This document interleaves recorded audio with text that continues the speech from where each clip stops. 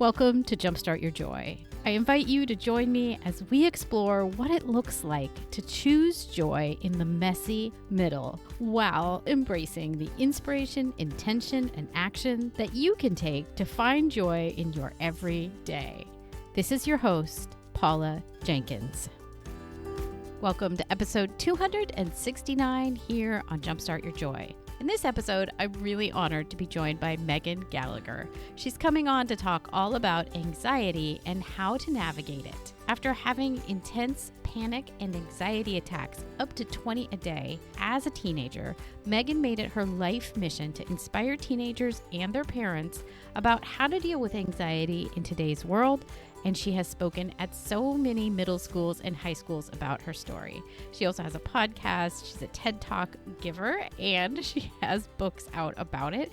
It is such a treat to have her on the show and to talk about anxiety, which is an important topic for this week and this time in our lives. Before we get to the show, I want to give you all a very warm welcome and say I am so glad that you are here. If you're new to Jumpstart Your Joy, of course, it's a podcast that started in 2015, and we are in season 6 now, which is all about finding joy in the messy middle.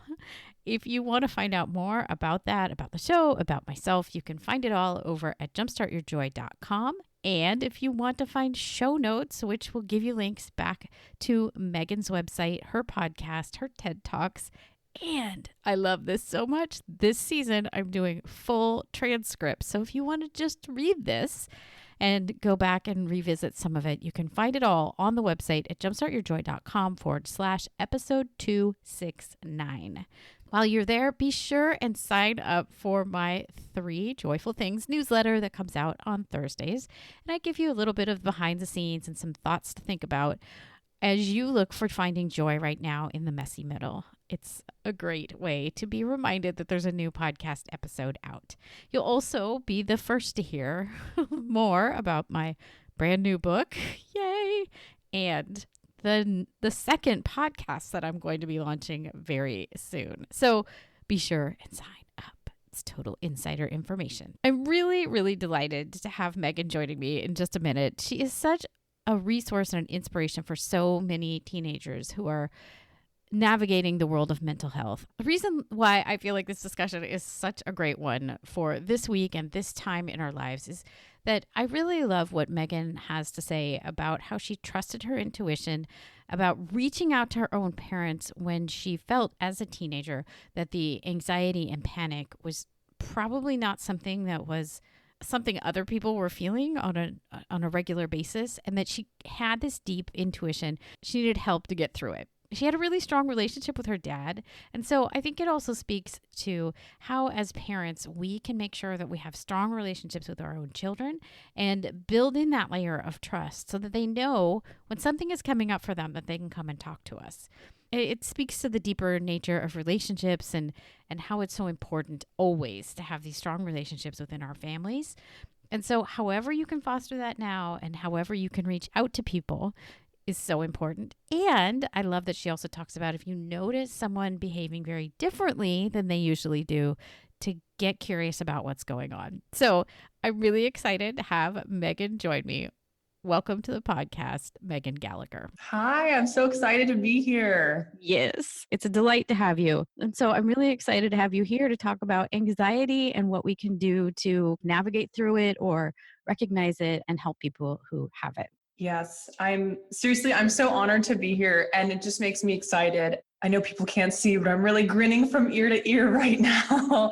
And I'm just so excited because I really love sharing my journey with anxiety. And, that's been something that I've struggled with, honestly, my whole entire life. And it's showed up in different ways. And yeah, I love just breaking the stigma in any way I can and just helping teenagers and parents going through that journey. Because for me, when I was a teenager specifically, that's when my anxiety was at its, all-time high. And I was struggling every single day just to barely, make it through school. And it was a very, very, very, very challenging time. So I'm really, really excited to, just be of service. Thank you. And I know from watching your TED Talk and reading up, it can be very scary to talk about the thing that's hard for us. But it's also, I know you talk about your pain becoming your purpose. And so I'm excited to unpack that with you.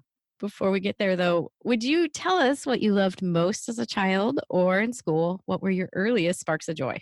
Oh my gosh, I could talk about this for hours. So when I was young in elementary school, well, first of all, it's funny because in elementary school, I was the biggest tomboy. Like I was hanging out with all the boys. I was the girl wearing like Vans and Converse and all these just tomboy clothes. And I was playing kickball with all the boys and I was beating them. And I just, like, I know in elementary school, most girls aren't really wearing makeup or doing any of that stuff. But I just felt like that was such a faraway world. Like I just wanted to hang out with the boys and play kickball and just beat them all.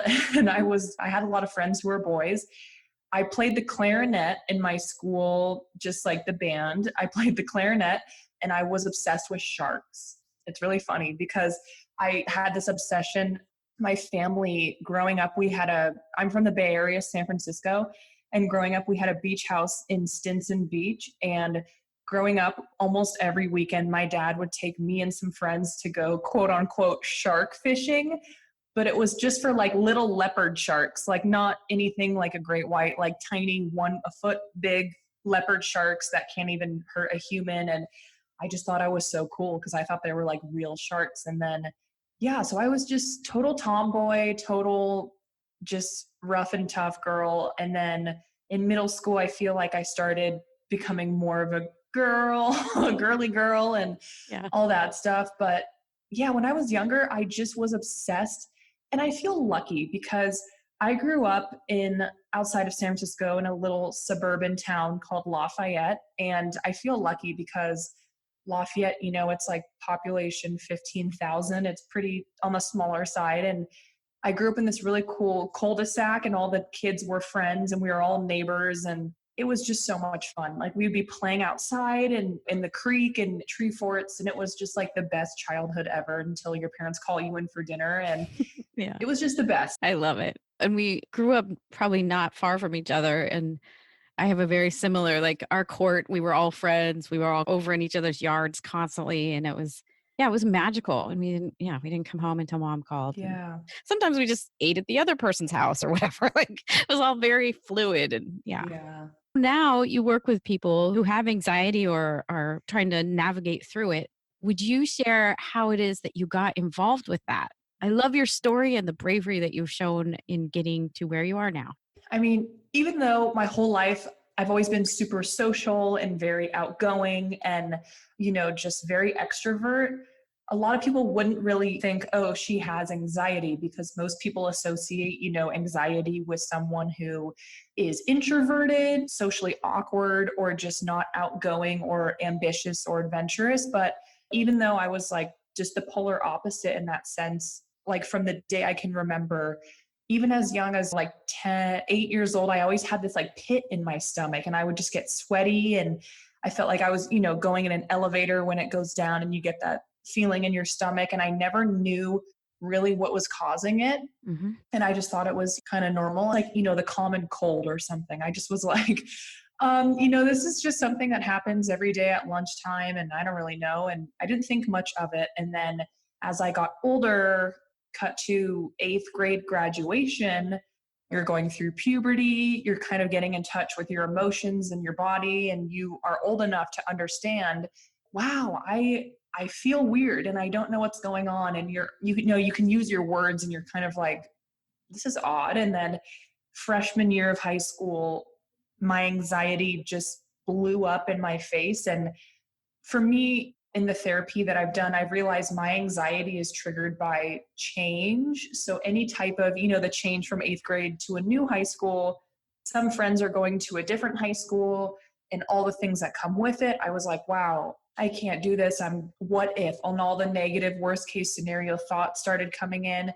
And I really just felt super afraid and I really didn't know what was going on. So high school, I remember beginning of my sophomore year, my anxiety had gotten so crippling that like most normal humans eat like a breakfast, lunch, and dinner, but I was kind of like binge eating and just not really healthy. And my anxiety was so bad that I was afraid to eat at school, even as crazy as that sounds.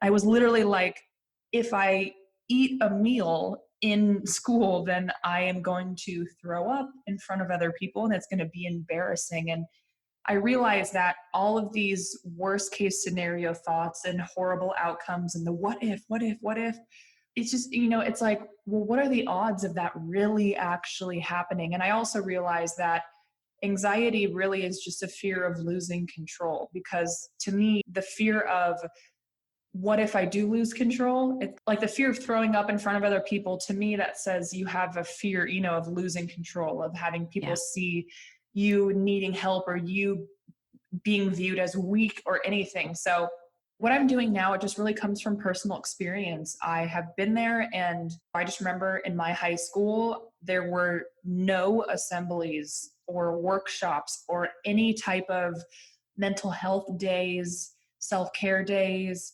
or anything like that. And unfortunately, in my high school, I remember we also had quite a lot of students who either overdosed on drugs, or they drank too much alcohol, or they ended their lives because of depression or anxiety. And then our school I don't think really did the best job of handling it. I think my school could have done a better job of using this tragedy and shifting it to opening up the dialogue of like, let's talk about this and really, why did it happen? So I just was inspired by, yeah, my own upbringing. It sounds like you had an amazing connection with your dad and fishing for sharks.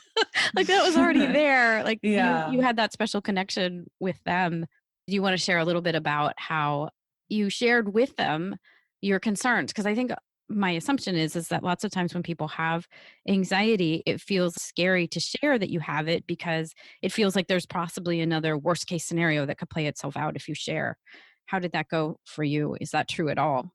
Yes, I remember so vividly. I remember when I was a teenager, I just had this huge fear of, like, if my friend group or if anyone found out that I had anxiety, then I would just be viewed as weak or a loser, or people would stop inviting me places. And I associated me opening up with rejection and people judging me and, oh, no, Megan, we're not going to invite her anywhere because she's a freak. Or so, really, only my parents knew, and my sister barely knew that I was really suffering. And my friend group never knew, but I've realized, just because you ask for help, or if you, like, I've just realized that it's actually more courageous to open up. And it actually takes guts to really say, hey, I have anxiety and I need help. And people won't view it as a weakness. People will think you're really strong, because it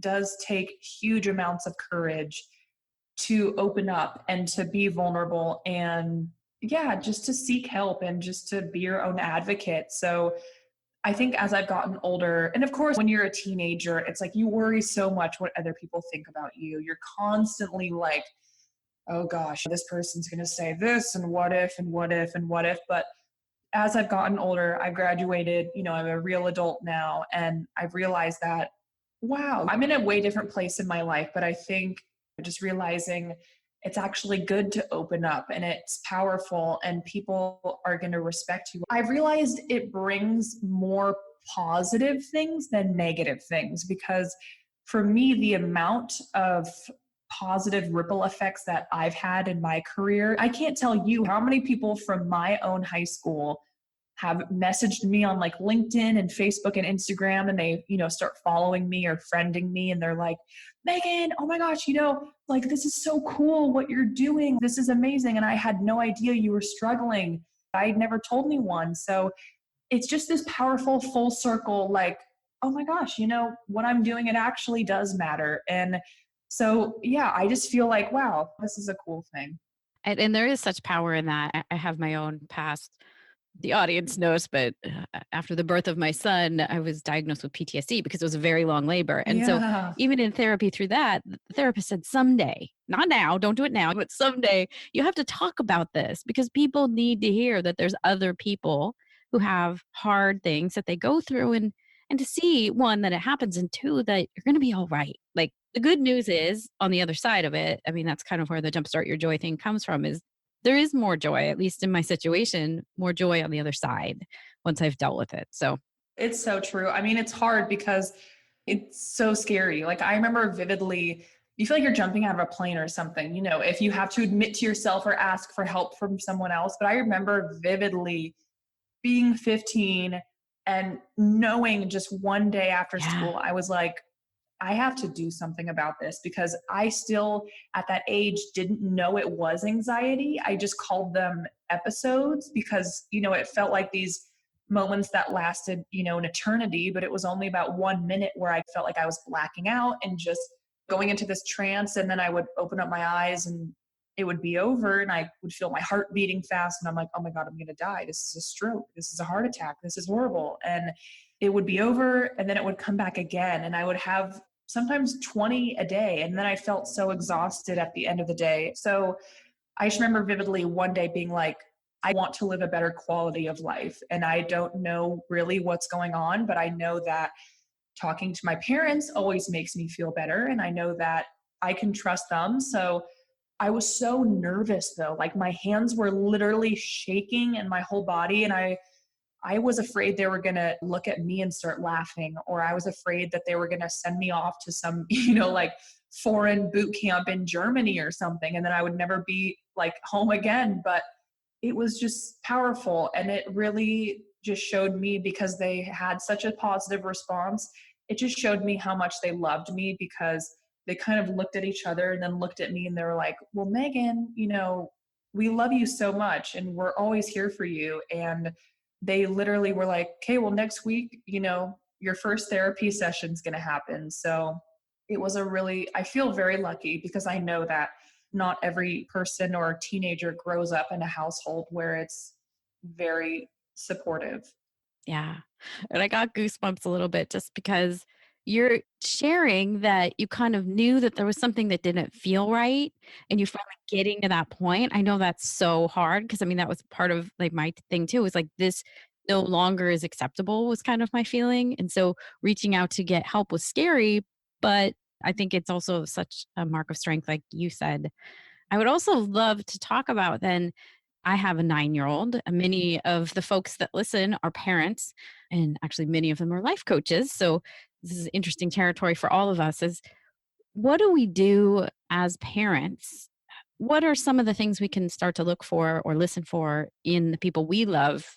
If you're a parent listening, or if you're the guardian of a teenager, or if you have a teenager in your life and you're noticing some signs, some behavior changes, some things that you're questioning, and you're thinking, well, Johnny or so and so never used to act like this, or they used to be super fun and outgoing and they wanted to be a part of all the school activities. And I think it's important to, one, just make sure, and you can journal this or you can talk to someone yourself, but make sure you have a written list of what you personally have noticed. So if you feel maybe they were an extrovert and now they're kind of an introvert, or they were an introvert, now they're an extrovert, just either type of total opposite, make sure you have a list of the times and the dates of, okay, well, in January, they were kind of acting this way, and then they started dating someone, or they started hanging out with a different group of friends, or just some type of change, or maybe they changed high schools, or you had to move because your husband's job, and all of a sudden you notice that they kind of were on their phone more, or they didn't come out of their room a lot, or they just would come home and sit in their room, like something just shifted. It's important to just make a list of what, in your opinion, you've noticed, and how, it's not really like them to be doing that, or to be sneaking out late, or to be partying a lot, or whatever it is. And I would say also just to trust your gut feeling, because I think for parents, but especially moms, I think that mothers have a great intuition. And for me, my mom she always knew that, Megan's the more sensitive child and she gets more anxious and worked up.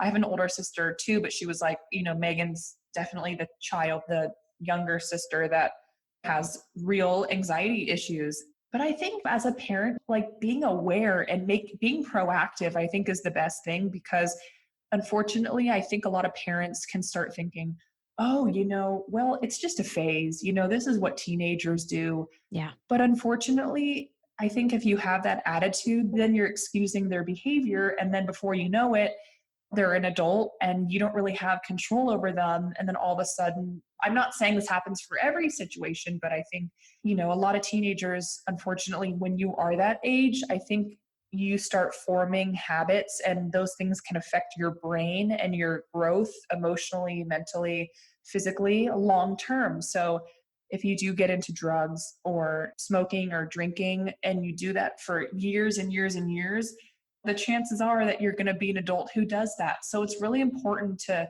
as a parent, take action. Don't just sit there and think, oh, but he's just having fun, because it's important to really let them know that there are consequences to doing this. And it's a real thing. It's like not just, oh, once they graduate high school, all these behaviors will end. They will most likely continue. Right. When they go to college and move out or get a job or move into an apartment or something, and you're not there to watch them. So I think just being proactive, being aware and really paying attention to your teenager, noticing the signs, are they crying for help? And just noticing the behavior changes. And it could also be something else. It doesn't have to be mental health related, but it could be. So I think just being a present, proactive parent. Yeah, I love that. And it strikes me too that, like you're saying, it might not be mental health, it might not be anxiety related, but it very well could be that, like, maybe there's just a skill or a coping mechanism that Mm-hmm. you need to be aware of. I don't know, are there some places or resources you could think of for parents? Because the other thing I haven't said directly, but I know Yeah. that there's more teenagers right now with anxiety than ever before. Like, it's a real epidemic of its own. And so how do we help, or are there resources for us to look at? One of my personal favorite things is when I was in high school, my first therapist gave me this workbook called Mind Over Mood, and it's available on Amazon. And I am in no way, shape, or form sponsoring this, but it's called Mind Over Mood. It's about a 100-page workbook, and it's so powerful because it helps you really understand how your thoughts create feelings. A lot of people, they can drink the green juice and go to bed early and they're like, but I still feel weird and I don't feel completely safe or present in this moment. But it's really because we have to realize you can't think negative thoughts and expect to feel amazing. We have to put in the work ourselves. And I think our thoughts are very powerful, and it does take conditioning. If you feel like your mind is going down that spiral, Hmm. you have to have your tools that help you get out of it. Our minds are just trying to keep us safe. The part of our mind that wants to keep us safe, the fight or flight, that's been around since the caveman days. That has not changed. So we have to be like, we're not going to die. It's okay. It's fine. Nothing bad is going to happen. So I think that's a great tool. The Mind Over Mood workbook. It's good to know that there is always a reason for why we feel the way that we do, and there's always a solution to it. But it does take work to feel better. So we just have to remember, if I want to feel better, that's up to me. I have to give myself the keys to the car because I'm the only one driving. It is an interesting transition too, especially in those teen years, because I know even for myself, like, I wasn't really aware of my own ability to control my thoughts that then led to the Yeah. emotions Yeah. until much later in life. And I think you're right. If you can direct somebody that's having a tough time into looking at that as a reality of how you can get in touch with what the emotions are and the feelings are that are coming out of your thoughts, it gives you a framework to deal with a situation instead of just being ruled by those emotions and getting, I don't know, sidelined by them. In my opinion, I view what I went through as a blessing that it happened so early, because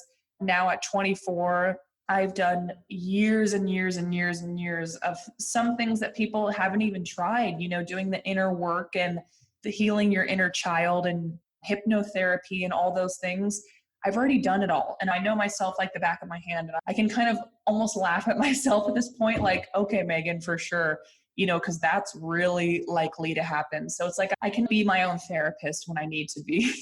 There's a lot of hope involved with that. If you're seeing this, the hard thing, the brave thing, of course, is to help your kid or yourself get help. But there's also that on the other side of it is it really is an invitation to get to know yourself so much better. So, would you let us know if somebody's curious about where to find you, what you do? Like, tell us more about what you do in the world. I have my website. It is Megan, MEGANW, Gallagher, GALLAGHER.com. I post every Sunday little anxiety tips for parents and teenagers.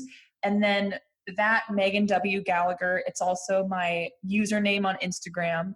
It's my username on Twitter. I also have my own podcast, Reaching New Heights, where I interview athletes, Olympians, celebrities, singers, actresses, everyone in between, and just talk about their teenager years and kind of how those years formed them into who they are and what they experienced. Everything I do comes back to my mission of wanting to change the school system, really, and wanting to have mandatory classes about meditation and mindfulness and self-care. Kids and teenagers are just so smart and so creative, and they need a place, a safe place that fuels creativity. And teenagers need classes about self-love and about how to follow your dreams and about how to, make money just doing whatever you want to do, because it is possible. And I want them to know that it's good to change your mind and it's good to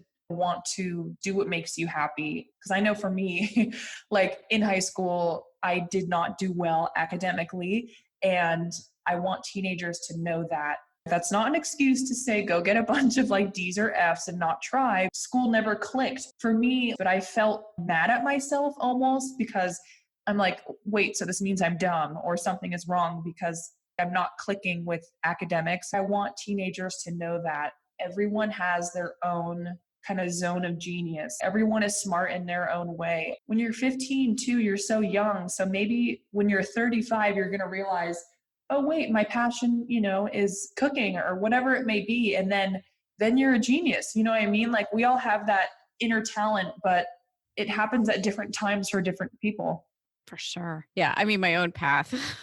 There was no such thing as podcasting when I was in school. So, I think that's the other interesting thing is like lots of kids might see, oh, I want to be this. But what we don't necessarily encourage is always that things that you may end up doing don't even exist. I will put all of the information about how to reach you in the show notes. And before you go, I'd love to ask you my favorite last question for everyone, which is what are 3 ways that you can think of to jumpstart joy in your life, in the world, or in other people's lives? 3 best tips for jumpstarting joy is 1, realize that you're alive and that itself is a blessing, and realize that life is a gift. And if you can walk and breathe and move on your own and, just all those things that like we can really easily get in the habit of taking for granted, realize that that is a major blessing and that itself is something to be happy and jump for joy about.